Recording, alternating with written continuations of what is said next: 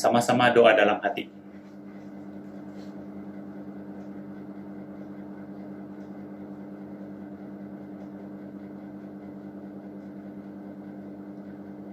Haleluya, amin. Dalam nama Tuhan Yesus Kristus memulakan kebaktian Sabat. Mari kita memuji Tuhan. Kidung bilangan 91. Kidung 91.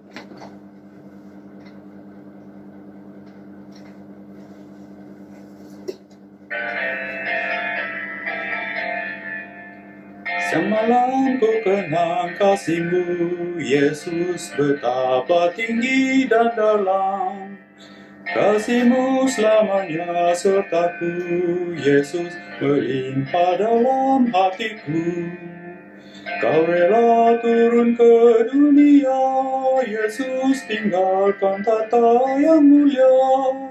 Menjadi anak manusia, Yesus rela terima sengsara. Kasihku sembahkan padamu, Yesus, sebab kau puaskan hatiku. Kau selamanya indah dan baik, Yesus, ku senang tinggal di dalam-Mu. Kasih-Mu bagai perjamuan, Yesus, harum dan memuaskanku. Kau mati disalib gantiku, Yesus rela dilaknat di gantung. Tebusku lepas dari maut, Yesus, darah-Mu sucikan daku. Kau pun mengutus Roh Penolong, Yesus, kasih-Mu selalu padaku. Kasihku sembahkan padamu, Yesus, sebab kau puaskan hatiku. Kau selamanya indah dan baik, Yesus, ku senang tinggal di dalam-Mu. Siang malam ku rindu rumah-Mu, Yesus, tersedia bagi umat-Mu. Negeri yang indah dan bahagia, Yesus, tiada cemas duka lara. Ku selalu nikmati kasih-Mu, Yesus, berkat-Mu tiada taranya. Kasih-Mu selamanya tak ubah, Yesus, sampai aku dimuliakan. Kasihku sembahkan padamu, Yesus, sebab kau puaskan hatiku. Kau selamanya indah dan baik, Yesus, ku senang tinggal di dalam-Mu. Puji Tuhan. Salam damai sejahtera buat saudara-saudari yang dikasihi Tuhan Yesus. Jadi bersyukur sekali lagi kita dapat berkesempatan untuk memelihara dan menjalankan hari Sabat walaupun di atas talian. Jadi kiranya Tuhan Yesus membimbing kita, memberkati kita pada hari Sabat ini. Jadi terlebih dahulu kita serahkan kebaktian ini ke dalam pimpinan Tuhan. Kiranya Roh Kudus Tuhan membimbing, membantu kita di dalam kebaktian Sabat. Mari kita terlebih dahulu kita sama-sama berlutut berdoa.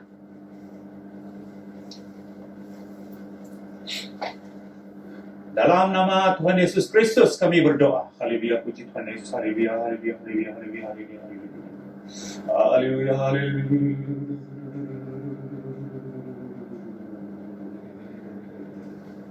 Haleluya, haleluya,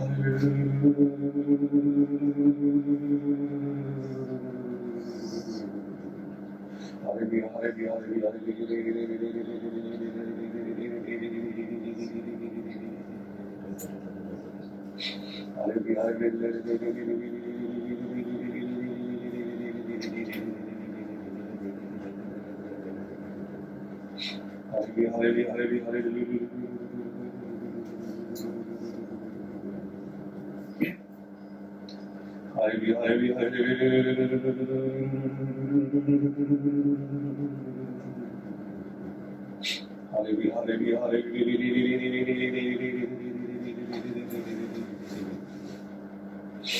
Haleluya, haleluya, haleluya.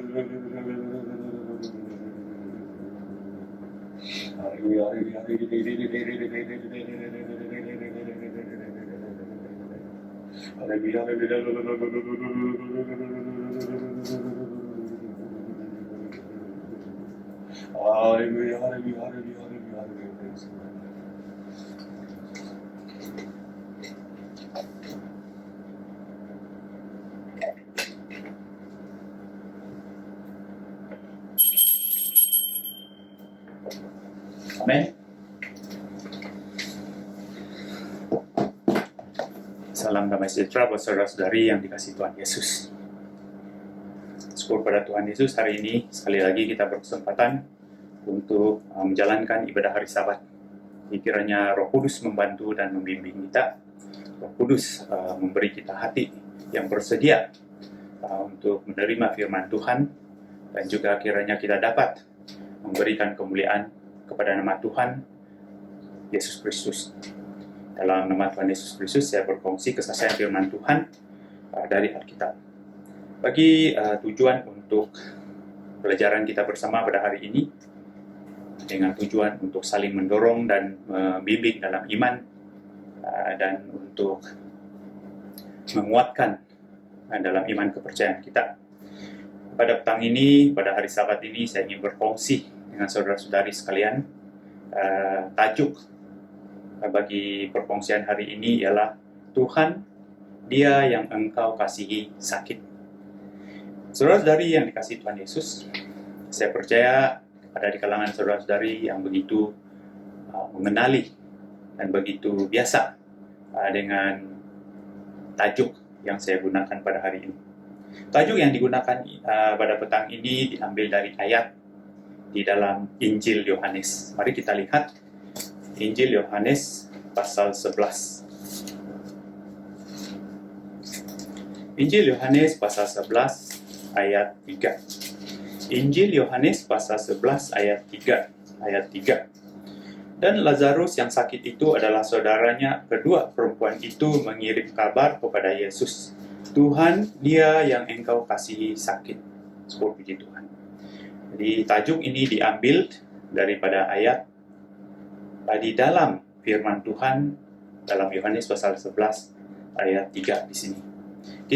Saya pasti kita semua tahu tentang keadaan atau satu kejadian yang berlaku semasa dalam pelayanan Tuhan Yesus.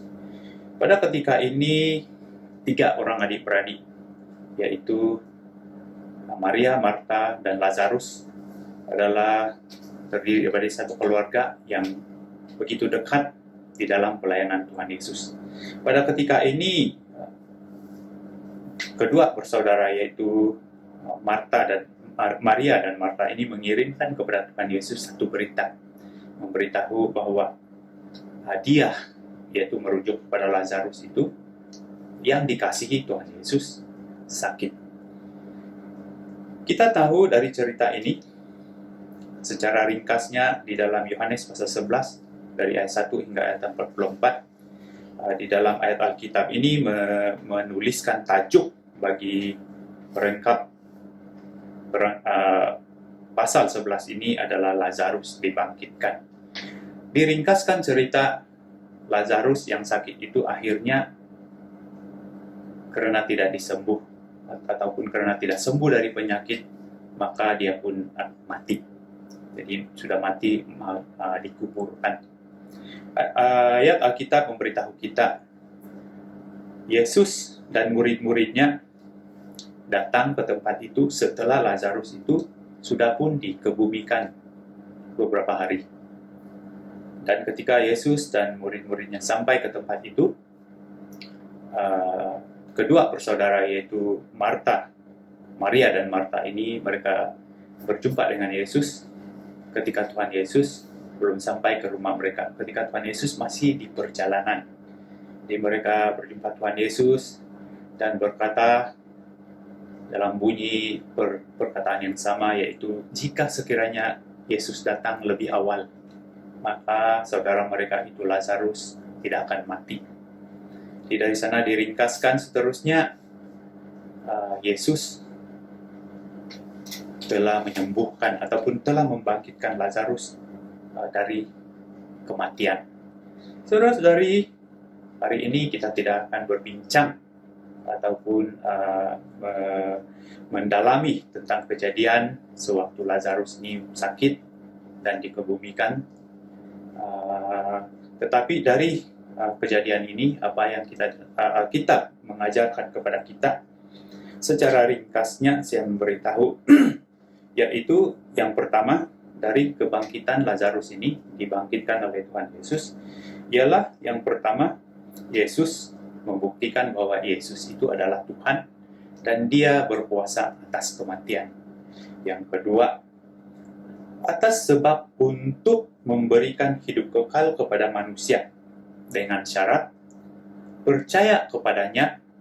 Inilah tujuan Tuhan lahir ke dunia, yaitu Tuhan Yesus, untuk menyediakan jalan keselamatan bagi manusia.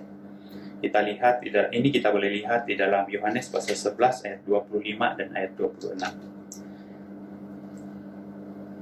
Ayat 25, jawab Yesus, "Akulah kebangkitan dan hidup. Barang siapa percaya kepadaku, ia akan hidup walaupun ia sudah mati." Ayat 26. Dan setiap orang yang hidup dan yang percaya kepadaku, yaitu percaya kepada Yesus, tidak akan mati selama-lamanya. Saudara-saudari yang dikasihi Tuhan, saya percaya kita paham ayat ini. Tidak akan mati selama-lamanya bukan bermaksud dalam hidup jasmani ini tidak akan mati, tidak akan sakit, tidak akan menjadi tua dan meninggal. Tetapi maksud di sini adalah tidak mati selama-lamanya, itu tidak akan mengalami kematian kedua. Seterusnya daripada kejadian ini, saya ingin membawa saudara-saudari untuk saling mendorong dalam dua hal, itu dua perkara. Jadi dua perkara yang saya ingin kongsikan bersama saudara-saudari pada hari ini. Daripada cerita Tuhan Yesus membangkitkan Lazarus ini, yaitu yang pertama, kita akan merenung kasih Tuhan. Yang kedua, penyakit dan umat Tuhan. Jadi perhubungan penyakit dan umat Tuhan.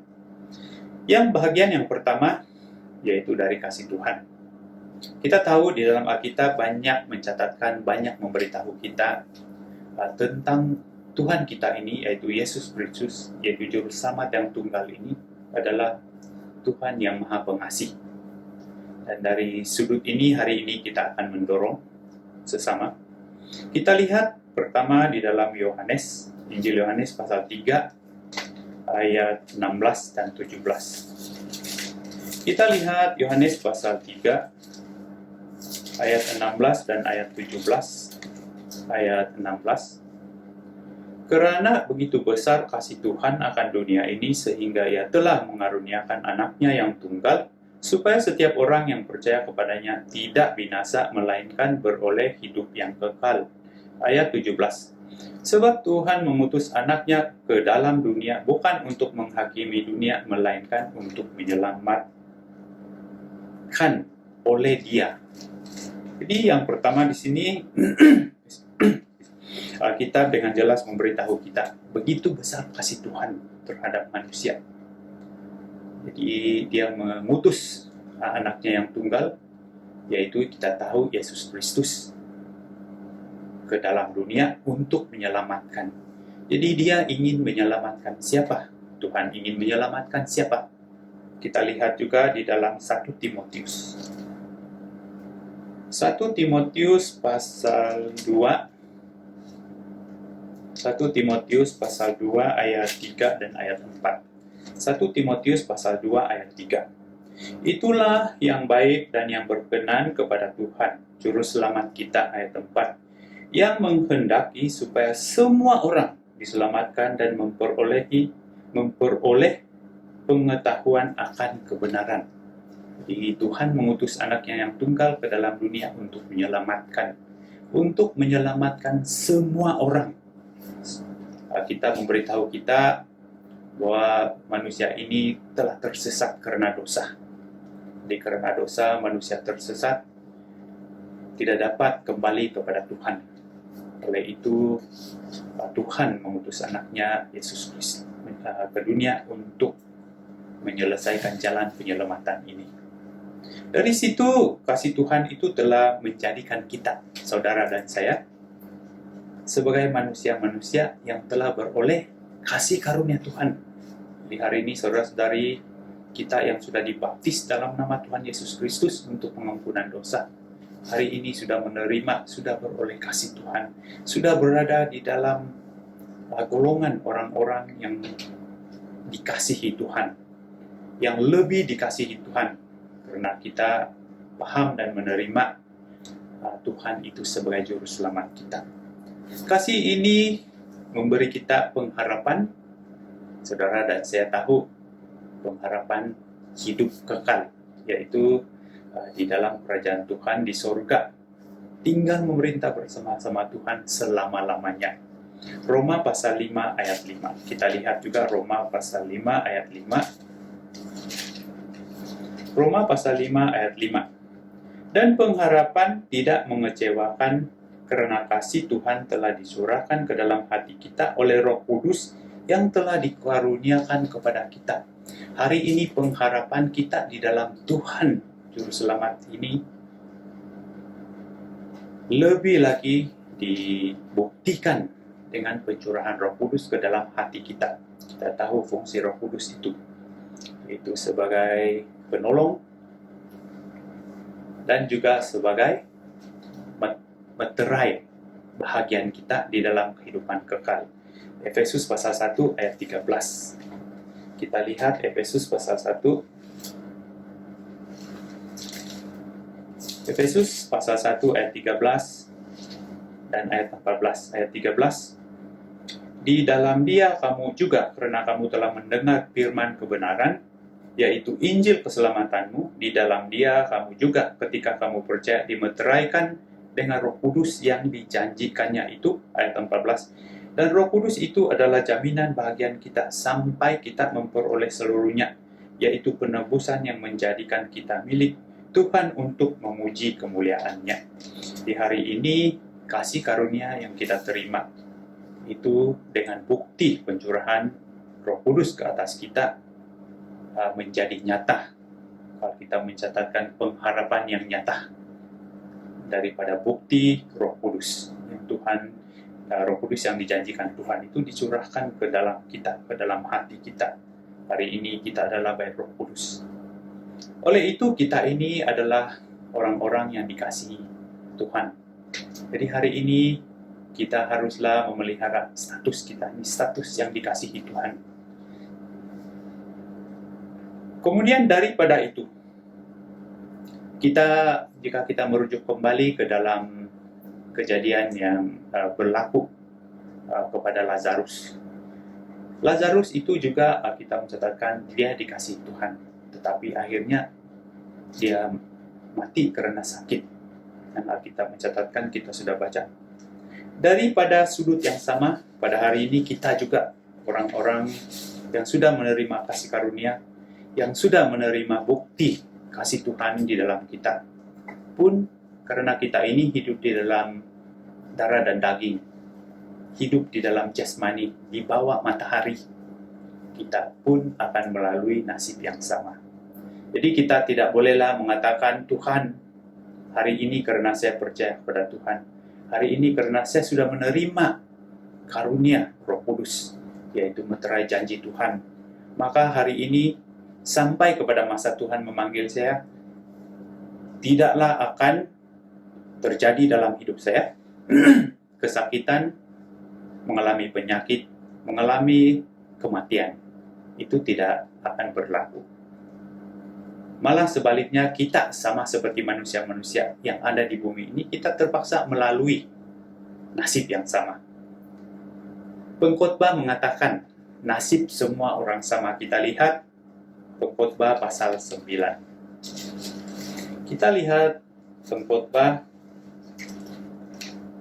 pasal 9 ayat 2 dan ayat 3. Pengkhotbah pasal 9 ayat 2.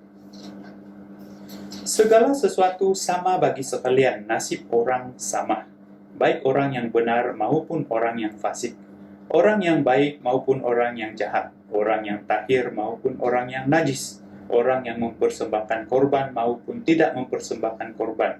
Sebagaimana orang yang baik, begitu pula orang yang berdosa. Sebagaimana orang yang bersumpah, begitu pula orang yang takut untuk bersumpah. Ayat 3. Inilah yang celaka dalam segala sesuatu yang terjadi di bawah matahari. Nasib semua orang sama. Hati anak-anak manusia pun penuh dengan kejahatan dan kebebalan di dalam hati mereka seumur hidup. Dan kemudian mereka menuju alam orang mati. Jadi orang baik, orang jahat akhirnya akan menuju alam orang mati. Jadi begitulah kehidupan manusia di bawah matahari. Semua akan menuju kepada satu pengakhiran. Itu karena hidup di dalam jasmani ini sudah ditentukan untuk berakhir satu kali. Kita lihat Kejadian pasal 3. Jadi hidup di dalam jasmani ini akan berakhir, akan kembali kepada tempat di mana ia bermula. Kejadian pasal 3 ayat 17. Kejadian pasal 3 ayat 17 ini adalah catatan ketika manusia itu sudah jatuh ke dalam dosa di Taman Eden.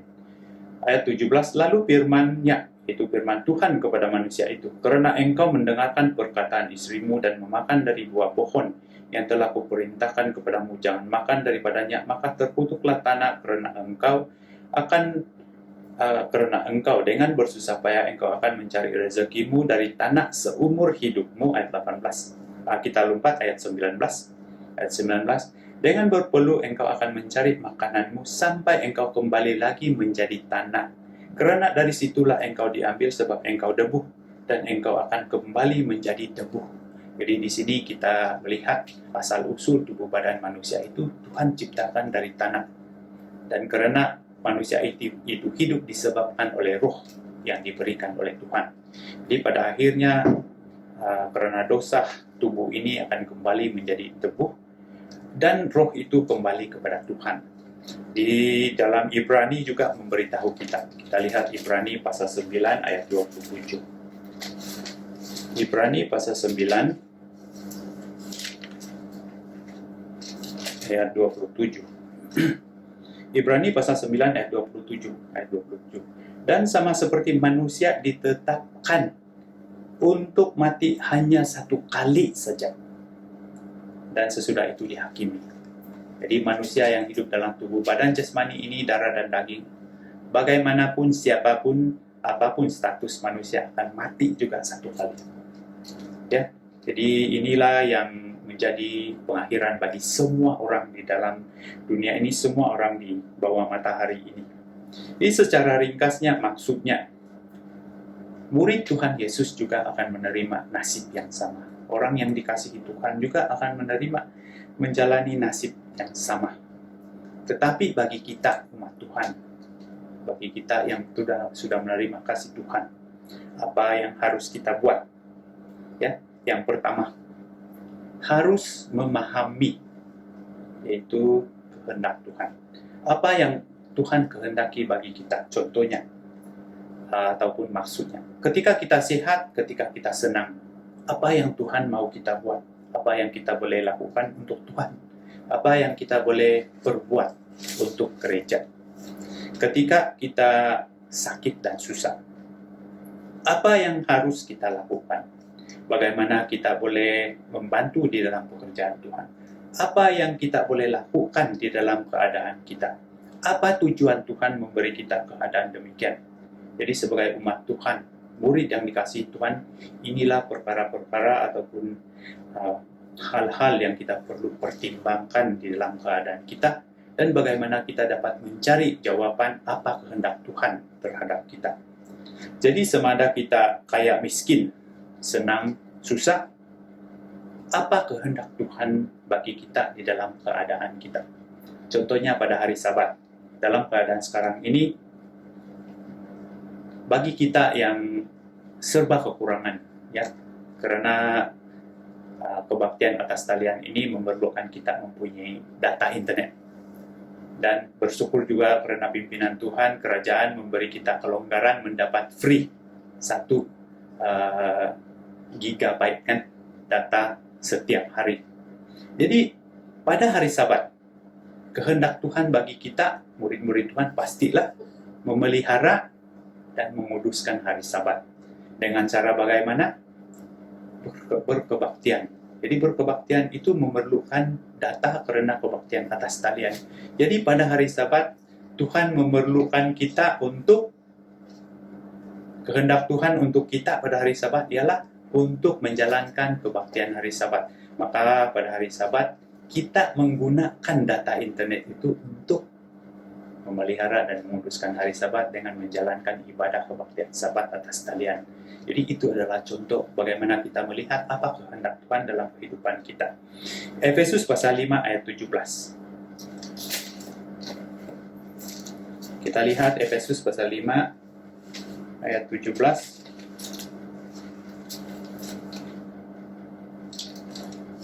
Efesus pasal 5 ayat 17.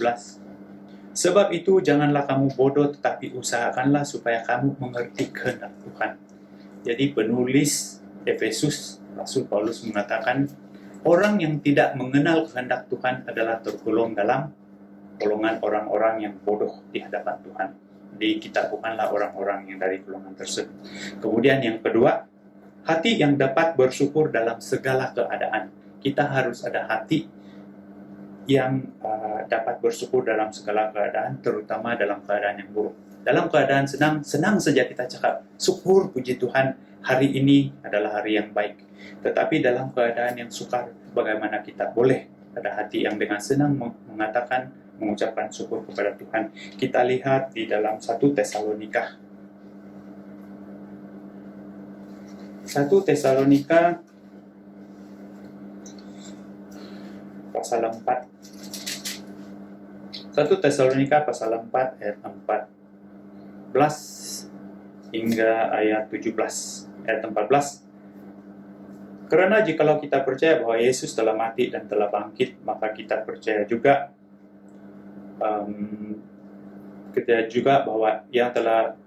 bahwa mereka yang telah meninggal dalam Yesus akan dikumpulkan Tuhan bersama-sama dengan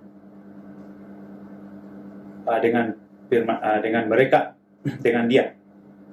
Ayat 15 ini kami katakan kepadamu dengan firman Tuhan kita yang hidup yang masih tinggal sampai kedatangan Tuhan sekali tidak akan mendahului mereka yang telah meninggal, sebab pada waktu tanda diberi, yaitu pada waktu penghulu malaikat berseru sangkakala Tuhan berbunyi, maka Tuhan sendiri akan turun dari surga. Mereka yang mati dalam Kristus akan lebih dahulu bangkit. Ayat 17. Sesudah itu kita yang hidup yang masih tinggal akan diangkat bersama-sama dengan mereka dalam awan menyongsong Tuhan di angkasa. Demikianlah juga kita akan tinggal selama-lamanya bersama-sama dengan Tuhan. Kita baca juga di dalam Efesus pasal 5 ayat 20. Efesus pasal 5 ayat 20. Efesus pasal 5 ayat 20, ucaplah syukur senantiasa atas segala sesuatu dalam nama Tuhan kita Yesus Kristus kepada Tuhan dan Bapa kita. Jadi di dalam ayat ini memberi kita peringatan untuk mengucap syukur dalam segala sesuatu, dan kita tahu tadi di dalam 1 Tesalonika itu memberitahu kita tentang hari kedatangan Tuhan Yesus. Jadi orang yang bertahan, yang hidup di dalam Tuhan itu akan diangkat berjumpa dengan Tuhan. Kemudian dari ayat di dalam 1 Tesalonika pasal 4 tadi itu juga adalah untuk peringatan bagi kita supaya kita ada hati yang sentiasa bersiap sedia dan menunggu kedatangan Tuhan. Janganlah bila kita sakit, bila kita sudah berumur, kita sudah orang cakap hampir sampai kepada penghujung pun, ya Tuhan, saya masih belum bersedia, sembuhkan saya, bagi saya tenaga. Walaupun kini saya berusia 90 tahun, tapi bolehlah Tuhan berikan saya tenaga berusia 19 tahun. Jadi jika kita ada hati yang demikian, maksudnya kita belum bersedia. Kita tidak hati yang ada persediaan terhadap kedatangan Tuhan Yesus kali kedua ataupun kedatangan Tuhan Yesus menyambut kita. Padahal ketika kita disambut oleh Tuhan Yesus, ketika kita berada bersama dengan Tuhan Yesus, itu adalah satu keadaan yang lebih baik. Apa yang Rasul Paulus katakan? Mari kita lihat di dalam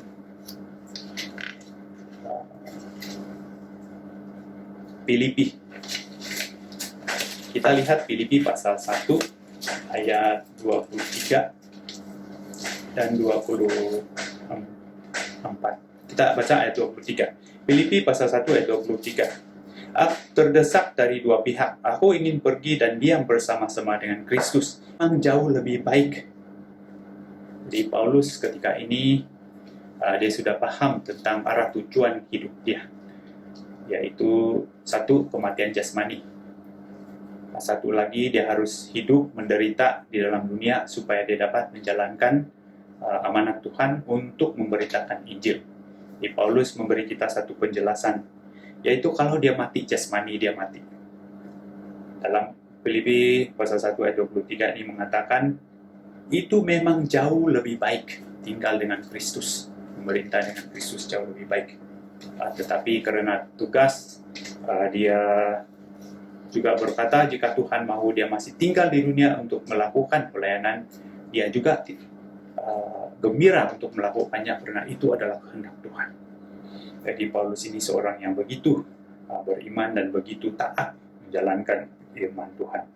Jadi saudara-saudari yang dikasihi Tuhan Yesus, daripada kejadian Lazarus mati dan dibangkitkan oleh Tuhan Yesus, kita dapat belajar beberapa perkara, yaitu pastilah kedatangan Tuhan Yesus ke dunia ini untuk menyelamatkan. Ya, kita sudah belajar tadi, dan kasih Tuhan Yesus untuk menyelamatkan itu kita sudah terima. Kita sudah menjadi orang-orang yang dikasihi. Tetapi sebagai orang-orang yang dikasihi Tuhan, kita juga tidak akan terlepas dari mengalami nasib kehidupan manusia. Di dalam dunia ini seperti kata pengkhotbah, nasib semua orang sama. Jadi bila yang seorang itu boleh sakit, kita pun pastilah boleh sakit. Jadi bila yang seorang itu boleh mati, pastilah kita pun boleh mati, sebab itu adalah nasib manusia. Dan dari kitab Kejadian kita sudah melihat sebab dan kenapa kita akan mati. Dan juga Ibrani mengatakan itu adalah prinsip peraturan. Semua kehidupan manusia harus mati. Tetapi bagi kita murid-murid Tuhan, kita ada prinsip kehidupan, yaitu tadi kita sudah kongsikan, kita haruslah paham hidup dalam memahami kehendak Tuhan. Kita haruslah ada hati yang sentiasa bersyukur walaupun di dalam keadaan, walau di apa keadaan sekalipun, terutama keadaan yang buruk.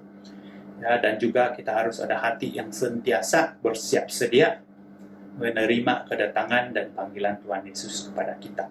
Karena tinggal dengan Kristus itu adalah jauh lebih baik dari kehidupan di dunia ini. Saudara-saudari yang dikasihi Tuhan Yesus, kiranya perkongsian firman itu menjadi dorongan bagi iman kita dalam kehidupan kita dan menjadi cara hidup kita. Perkongsian firman sampai di sini, kiranya Tuhan Yesus memberkati. Semua kemuliaan kita berikan kepada nama Tuhan Yesus Kristus, Juru Selamat tunggal kita. Sekali lagi sebelum mengakhiri kebaktian dengan doa, mari kita memuji Tuhan. Kidung bilangan 208. Kidung 208.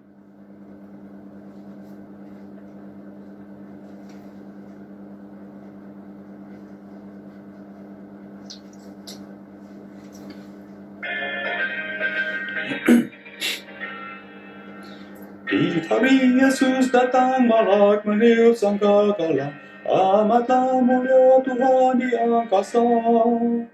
Umatnya yang diselamatkan akan datang berkumpul, di sana waktu dipanggilku ada.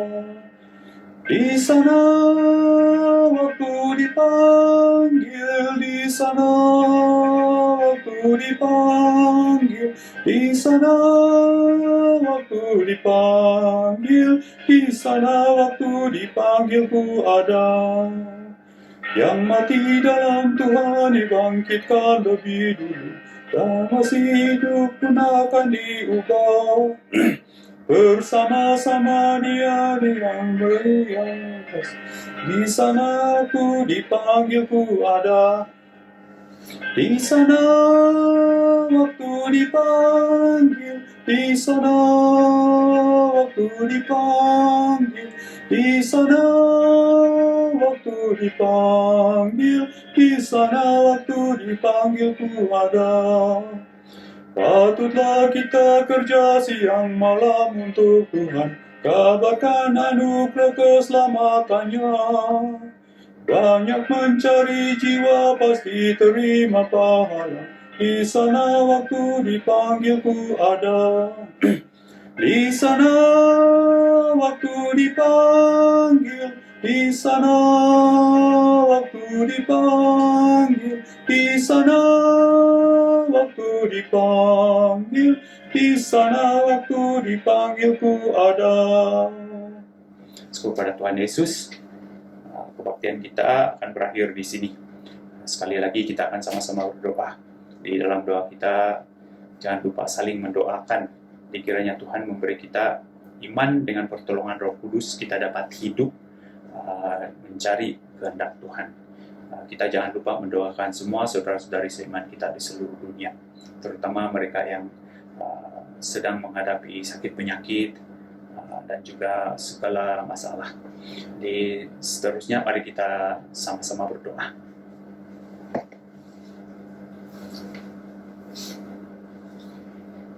Dalam nama Tuhan Yesus Kristus kami memanjatkan doa. Haleluya, syukur puji Tuhan Yesus. Haleluya, haleluya, haleluya, haleluya.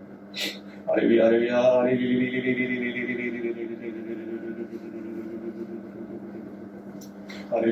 haleluya,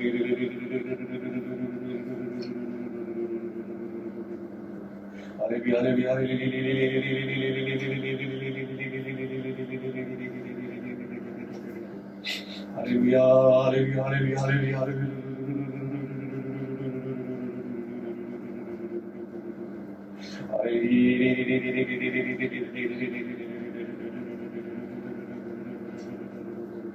Haleluya, haleluya, haleluya, haleluya. Haleluya, haleluya, haleluya, haleluya,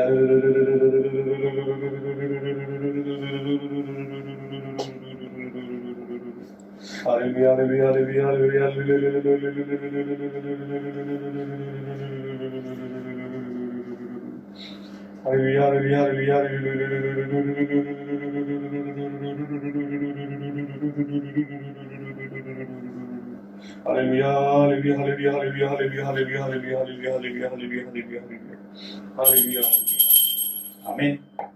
Kasihku sembahkan padamu, Yesus, sebab kau puaskan hatiku. Kau selamanya indah dan baik, Yesus, ku senang tinggal di dalammu. Kasihku sembahkan padamu, Yesus, sebab kau puaskan hatiku. Kau selamanya indah dan baik, Yesus, ku senang tinggal di dalammu. Amin.